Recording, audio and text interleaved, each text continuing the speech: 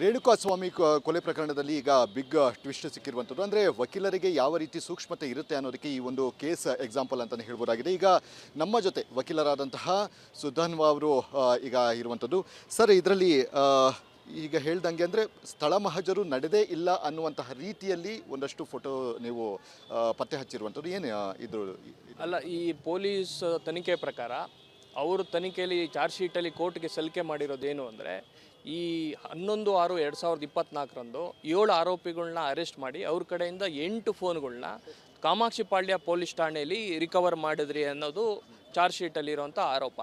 ಹಾಗೆ ಮಾಜರ್ ಮಾಡಿ 2 ಮಾಜರ್ ವಿಟ್ನೆಸ್ಗಳನ್ನ ಅದರಲ್ಲಿ ಸೇರಿಸಿ ಒಂದು ಏನು ಹೇಳ್ತಾರೆ 2 ಫೋಟೋಗಳು ಕೂಡ ಅವರು ಕೋರ್ಟ್ಗೆ ಹಾಜರು ಮಾಡಿದರು. ಆ ಫೋಟೋ ಪರಿಶೀಲನೆ ಮಾಡಿದಾಗ ನಮ್ಗೆ ತಿಳಿದು ಬಂದಿದ್ದು, ಸೂಕ್ಷ್ಮವಾಗಿ ನೋಡಿದಾಗ ತಿಳಿದಿದ್ದೇನು ಅಂದರೆ, ಆ ಏನು ಸ್ಥಳ ಇದೆ ಕಾಮಾಕ್ಷಿಪಾಳ್ಯದಲ್ಲಿ ಆ ಫೋನನ್ನು ರಿಕವರ್ ಮಾಡಿದ್ರಿ ಅಂತ ಹೇಳಿದ್ರು, ಆ ಸ್ಪಾಟೇ ಅಲ್ಲ ಬೇರೆ ಅಂತ. ನಾವು ಆ ಸೂಕ್ಷ್ಮವಾಗಿ ಗಮನಿಸಿದಾಗ ಏನಾಯಿತು, ಅಲ್ಲಿ ಫ್ಲೋರಿಂಗ್ ಏನಿದೆ ಆ ಫೋಟೋದಲ್ಲಿ ವೆಟ್ರಿಫೈಡ್ ವೈಟ್ ಟೈಲ್ಸ್ ಇದೆ. ಬಟ್ ಕಾಮಾಕ್ಷಿಪಾಳ್ಯ ಪೊಲೀಸ್ ಠಾಣೆಯಲ್ಲಿ ಆ ರೀತಿ ಯಾವುದು ವೈಟ್ ವೆಟ್ರಿಫೈಡ್ ಟೈಲ್ಸ್ ಇಲ್ಲ, ಅಲ್ಲಿರೋದು ಗ್ರೇ ಮೊಸಾಕ್ ಟೈಲ್ಸ್ ಇತ್ತು. ಹಾಗಾಗಿ ನಾವು ಕೋರ್ಟಿಗೆ ಮನವಿ ಮಾಡ್ಕೊಂಡಿದ್ರಿ. ಇಲ್ಲಿ ನಾವು ಹೇಳ್ತಾ ಇದ್ರಿ ಆ ಜಾಗದಲ್ಲಿ ಇದು ಮಹಜರ್ ನಡೆದೇ ಇಲ್ಲ ಕಾಮಾಕ್ಷಿಪಾಳ್ಯ ಪೊಲೀಸ್ ಠಾಣೆಯಲ್ಲಿ. ಪ್ರಾಸಿಕ್ಯೂಷನ್ ಅಂದರೆ ಇನ್ವೆಸ್ಟಿಗೇಟಿಂಗ್ ಆಫೀಸರ್ ಹೇಳ್ತಾ ಇದ್ದಾರೆ ಅಲ್ಲೇ ಮಹಜರ್ ನಡೆದಿರೋದು ಅಂತ. ಹಾಗಾಗಿ ನೀವೇ ಸ್ಥಳ ಪರಿಶೀಲನೆ ಮಾಡಿ ಸತ್ಯಾಸತ್ಯತೆ ಏನು ಅನ್ನೋದು ನೋಡಿ ಅಂತ ಕೋರ್ಟ್ಗೊಂದು ಅಪ್ಲಿಕೇಶನ್ ಹಾಕ್ಕೊಂಡಿದ್ದೀರಿ 310ಅಲ್ಲಿ. ಜಡ್ಜಸ್ ಪಾರ್ಟಿಗೆ ಬನ್ನಿ ಅಂತ.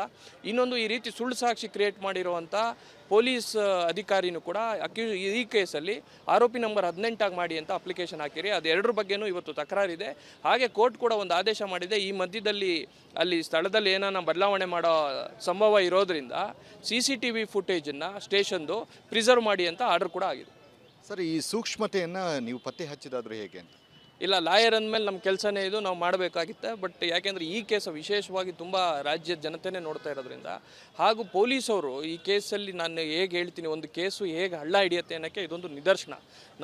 ನಮ್ಮಸವರು ವೃತ್ತಿಪರತೆ ಇನ್ನೂ ಇಂಪ್ರೂವ್ ಮಾಡ್ಕೋಬೇಕು. ಇದೊಂದು ಎಕ್ಸಾಂಪಲ್, ಅವ್ರಿಗೂ ಒಂದು ಇದು ಏನೋ ಲರ್ನಿಂಗ್ ಲೆಸನ್ ಇದು, ಹೇಗೆ ಇನ್ವೆಸ್ಟಿಗೇಷನ್ ಮಾಡಬಾರ್ದು, ಏನೇನಾಗುತ್ತೆ. ಯಾಕೆಂದರೆ ಪ್ರತಿಯೊಂದು ಜನತೆಯೂ ಎಲ್ಲರೂ ಇದನ್ನು ಅಬ್ಸರ್ವ್ ಮಾಡ್ತಾ ಇದ್ದಾರೆ. ಅವರು ತಿದ್ದುಕೊಳಕ್ಕೆ, ಪಾಠ ಕಲಿಯೋಕ್ಕೆ ಒಂದು ಅವಕಾಶ ಅದು.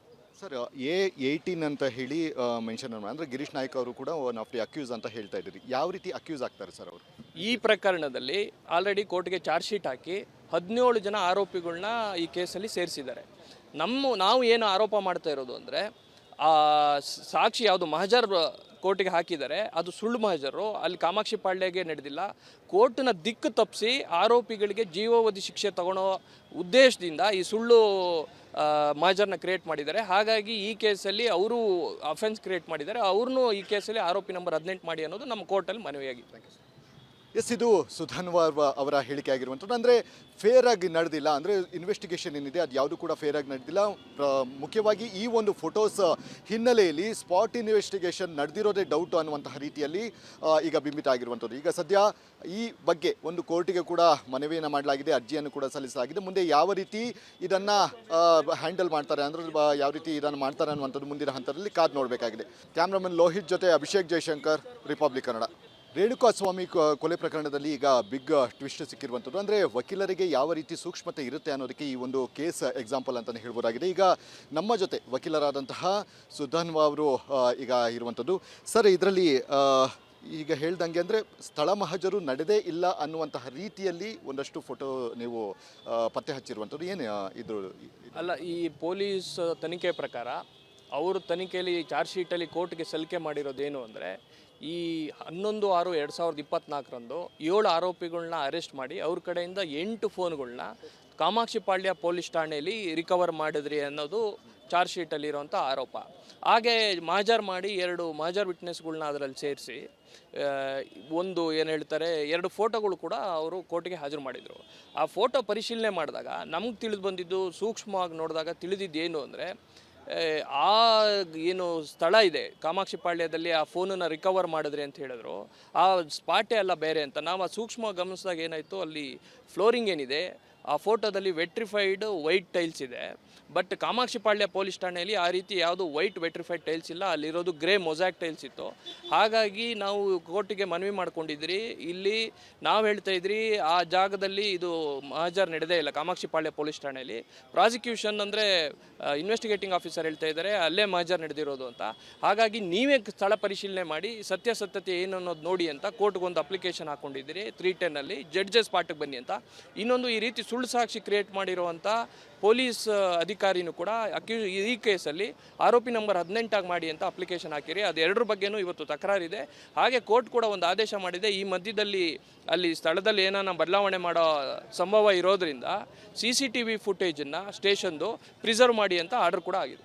ಸರ್, ಈ ಸೂಕ್ಷ್ಮತೆಯನ್ನು ನೀವು ಪತ್ತೆ ಹಚ್ಚಿದಾದರೂ ಹೇಗೆ ಅಂತ? ಇಲ್ಲ, ಲಾಯರ್ ಅಂದಮೇಲೆ ನಮ್ಮ ಕೆಲಸನೇ ಇದು, ನಾವು ಮಾಡಬೇಕಾಗಿತ್ತೆ. ಬಟ್ ಯಾಕೆಂದರೆ ಈ ಕೇಸು ವಿಶೇಷವಾಗಿ ತುಂಬ ರಾಜ್ಯದ ಜನತೆನೇ ನೋಡ್ತಾ ಇರೋದ್ರಿಂದ, ಹಾಗೂ ಪೊಲೀಸವರು ಈ ಕೇಸಲ್ಲಿ ನಾನು ಹೇಗೆ ಹೇಳ್ತೀನಿ, ಒಂದು ಕೇಸು ಹೇಗೆ ಹಳ್ಳ ಹಿಡಿಯುತ್ತೆ ಅನ್ನೋಕ್ಕೆ ಇದೊಂದು ನಿದರ್ಶನ. ನಮ್ಮಸವರು ವೃತ್ತಿಪರತೆ ಇನ್ನೂ ಇಂಪ್ರೂವ್ ಮಾಡ್ಕೋಬೇಕು. ಇದೊಂದು ಎಕ್ಸಾಂಪಲ್, ಅವ್ರಿಗೂ ಒಂದು ಇದು ಏನೋ ಲರ್ನಿಂಗ್ ಲೆಸನ್ ಇದು, ಹೇಗೆ ಇನ್ವೆಸ್ಟಿಗೇಷನ್ ಮಾಡಬಾರ್ದು, ಏನೇನಾಗುತ್ತೆ. ಯಾಕೆಂದರೆ ಪ್ರತಿಯೊಂದು ಜನತೆಯೂ ಎಲ್ಲರೂ ಇದನ್ನು ಅಬ್ಸರ್ವ್ ಮಾಡ್ತಾ ಇದ್ದಾರೆ. ಅವರು ತಿದ್ದುಕೊಳಕ್ಕೆ ಪಾಠ ಕಲಿಯೋಕ್ಕೆ ಒಂದು ಅವಕಾಶ ಅದು. ಸರ್, A18 ಅಂತ ಹೇಳಿ ಮೆನ್ಷನ್ ಅಂದರೆ ಗಿರೀಶ್ ನಾಯ್ಕ್ ಅವರು ಕೂಡ ಒನ್ ಆಫ್ ದಿ ಅಕ್ಯೂಸ್ ಅಂತ ಹೇಳ್ತಾ ಇದ್ದೀರಿ. ಯಾವ ರೀತಿ ಅಕ್ಯೂಸ್ ಆಗ್ತಾರೆ ಸರ್ ಅವರು? ಈ ಪ್ರಕರಣದಲ್ಲಿ ಆಲ್ರೆಡಿ ಕೋರ್ಟ್ಗೆ ಚಾರ್ಜ್ ಶೀಟ್ ಹಾಕಿ 17 ಜನ ಆರೋಪಿಗಳನ್ನ ಈ ಕೇಸಲ್ಲಿ ಸೇರಿಸಿದ್ದಾರೆ. ನಾವು ಏನು ಆರೋಪ ಮಾಡ್ತಾ ಇರೋದು ಅಂದರೆ, ಸಾಕ್ಷಿ ಯಾವುದು ಮಹಜರ್ ಕೋರ್ಟಿಗೆ ಹಾಕಿದ್ದಾರೆ ಅದು ಸುಳ್ಳು ಮಹಜರು, ಅಲ್ಲಿ ಕಾಮಾಕ್ಷಿಪಾಳ್ಯಗೆ ನಡೆದಿಲ್ಲ. ಕೋರ್ಟ್ನ ದಿಕ್ಕು ತಪ್ಪಿಸಿ ಆರೋಪಿಗಳಿಗೆ ಜೀವಾವಧಿ ಶಿಕ್ಷೆ ತಗೊಳ್ಳೋ ಉದ್ದೇಶದಿಂದ ಈ ಸುಳ್ಳು ಮಹಜರ್ನ ಕ್ರಿಯೇಟ್ ಮಾಡಿದ್ದಾರೆ. ಹಾಗಾಗಿ ಈ ಕೇಸಲ್ಲಿ ಅವರು ಅಫೆನ್ಸ್ ಕ್ರಿಯೇಟ್ ಮಾಡಿದ್ದಾರೆ, ಅವ್ರನ್ನೂ ಈ ಕೇಸಲ್ಲಿ ಆರೋಪಿ ನಂಬರ್ 18 ಮಾಡಿ ಅನ್ನೋದು ನಮ್ಮ ಕೋರ್ಟಲ್ಲಿ ಮನವಿಯಾಗಿದೆ. ಇದು ಸುಧನ್ವಾರ್ ಅವರ ಹೇಳಿಕೆ ಆಗಿರುವಂಥದ್ದು. ಅಂದರೆ ಫೇರ್ ಆಗಿ ನಡೆದಿಲ್ಲ, ಅಂದರೆ ಇನ್ವೆಸ್ಟಿಗೇಷನ್ ಏನಿದೆ ಅದು ಯಾವುದು ಕೂಡ ಫೇರ್ ಆಗಿ ನಡೆದಿಲ್ಲ. ಮುಖ್ಯವಾಗಿ ಈ ಒಂದು ಫೋಟೋಸ್ ಹಿನ್ನೆಲೆಯಲ್ಲಿ ಸ್ಪಾಟ್ ಇನ್ವೆಸ್ಟಿಗೇಷನ್ ನಡೆದಿರೋದೇ ಡೌಟ್ ಅನ್ನುವಂತಹ ರೀತಿಯಲ್ಲಿ ಈಗ ಬಿಂಬಿತ ಆಗಿರುವಂಥದ್ದು. ಈಗ ಸದ್ಯ ಈ ಬಗ್ಗೆ ಒಂದು ಕೋರ್ಟಿಗೆ ಕೂಡ ಮನವಿಯನ್ನು ಮಾಡಲಾಗಿದೆ, ಅರ್ಜಿಯನ್ನು ಕೂಡ ಸಲ್ಲಿಸಲಾಗಿದೆ. ಮುಂದೆ ಯಾವ ರೀತಿ ಇದನ್ನು ಹ್ಯಾಂಡಲ್ ಮಾಡ್ತಾರೆ, ಅಂದರೆ ಯಾವ ರೀತಿ ಇದನ್ನು ಮಾಡ್ತಾರೆ ಅನ್ನುವಂಥದ್ದು ಮುಂದಿನ ಹಂತದಲ್ಲಿ ಕಾದು ನೋಡಬೇಕಾಗಿದೆ. ಕ್ಯಾಮ್ರಾಮನ್ ಲೋಹಿತ್ ಜೊತೆ ಅಭಿಷೇಕ್ ಜಯಶಂಕರ್, ರಿಪಬ್ಲಿಕ್ ಕನ್ನಡ. ರೇಣುಕಾಸ್ವಾಮಿ ಕೊಲೆ ಪ್ರಕರಣದಲ್ಲಿ ಈಗ ಬಿಗ್ ಟ್ವಿಸ್ಟ್ ಸಿಕ್ಕಿರುವಂಥದ್ದು. ಅಂದರೆ ವಕೀಲರಿಗೆ ಯಾವ ರೀತಿ ಸೂಕ್ಷ್ಮತೆ ಇರುತ್ತೆ ಅನ್ನೋದಕ್ಕೆ ಈ ಒಂದು ಕೇಸ್ ಎಕ್ಸಾಂಪಲ್ ಅಂತಲೇ ಹೇಳ್ಬೋದಾಗಿದೆ. ಈಗ ನಮ್ಮ ಜೊತೆ ವಕೀಲರಾದಂತಹ ಸುಧನ್ವಾ ಅವರು ಈಗ ಇರುವಂಥದ್ದು.